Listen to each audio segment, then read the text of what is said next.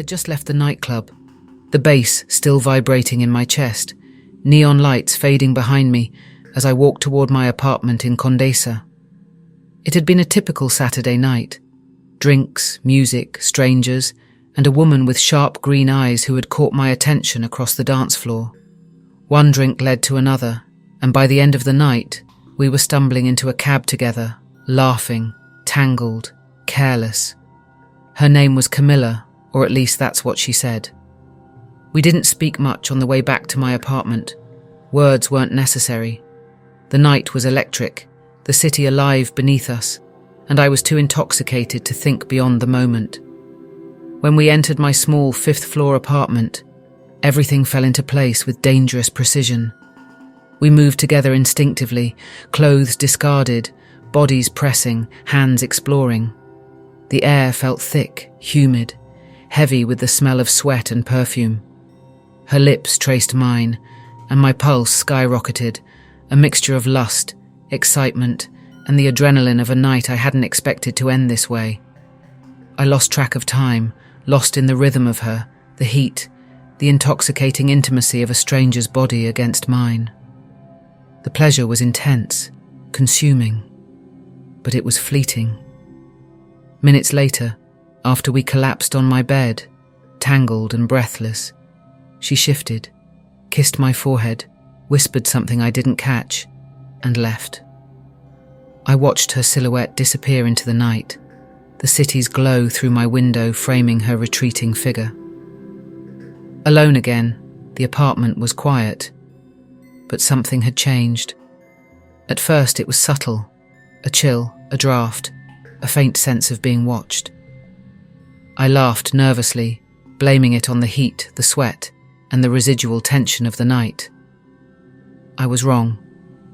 I sat on the edge of the bed, catching my breath, feeling the lingering warmth of Camilla's body in the sheets. That's when I noticed it. The room had shifted. The air was heavier, charged. Shadows seemed to move unnaturally along the corners, coiling, stretching. A presence pressed against me, almost imperceptible at first, a weight that made my chest tight, my skin prickle. Then I felt her. Not Camilla, not exactly, but something that carried her essence, amplified and impossible to ignore. The sensation began at the base of my spine, a warmth that spread outward, curling into a strange electric pressure along my skin. My body stiffened, muscles tensing, heart hammering. I tried to move, to rationalize, but my limbs refused to obey. It began as a brush, subtle, along my shoulder, then across my chest. I gasped, fingers gripping the sheets, knuckles white. My mind screamed for logic, for reason, but the pressure intensified, teasing along my most sensitive nerves. Waves of pleasure surged without touch, without consent, yet impossible to resist. My body arched instinctively, trembling, convulsing in response to a force I could neither see nor escape. Time fractured. Minutes, or hours, blurred. I couldn't tell where the room ended and the sensation began. Phantom lips brushed my neck. Phantom hands traced impossibly precise lines across my chest and abdomen. Each touch sent shivers cascading, each wave of pleasure more consuming, more electric, more disorienting. My breath hitched, heart racing, body quivering, caught between terror and craving. The presence shifted, teasing, pressing. I could feel it lingering, pressing against my thighs, tracing the lines of my muscles, coaxing every nerve into heightened awareness. The pleasure became sharp, jolting, overwhelming, pulsing through me like lightning. I convulsed again, gripping the bed frame, toes curling, skin tingling in a way that left me gasping for air.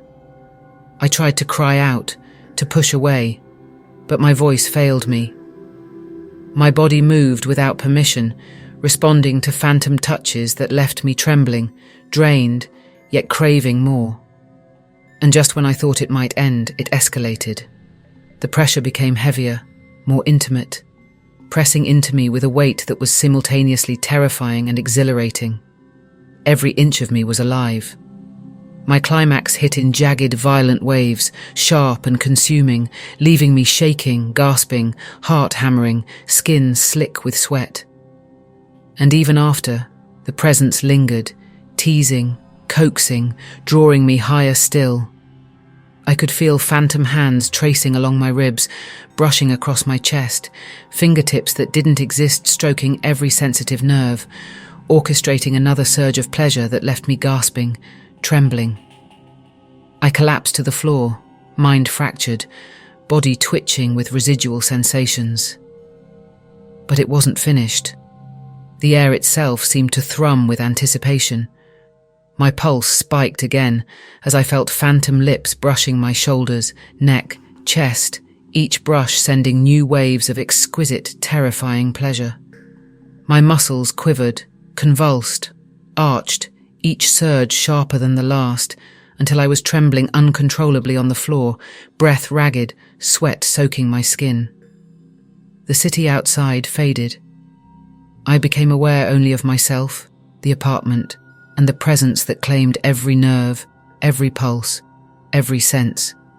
It moved along my body in impossible, intimate ways, tracing, teasing, coaxing, without a single physical form.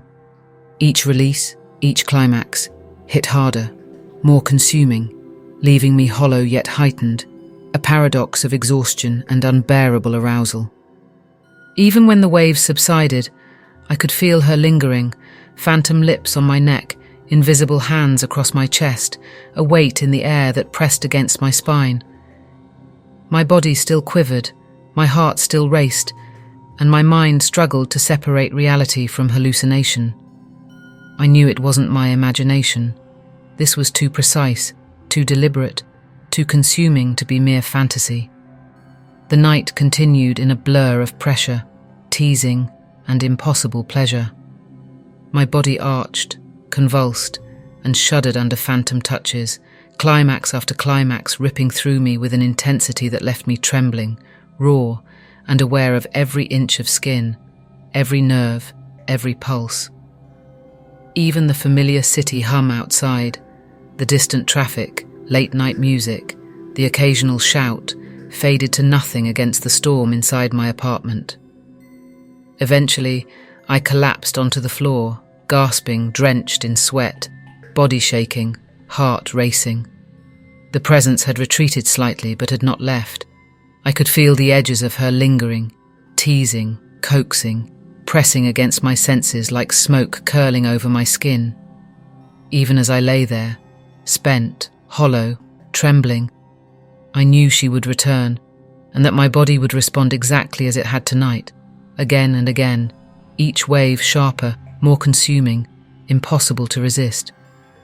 Even now, years later, the memory is electric, indelible, a storm of sensation and fear I cannot forget. The one-night stand in Condesa had unlocked something that could not be undone, and my body would never be mine again.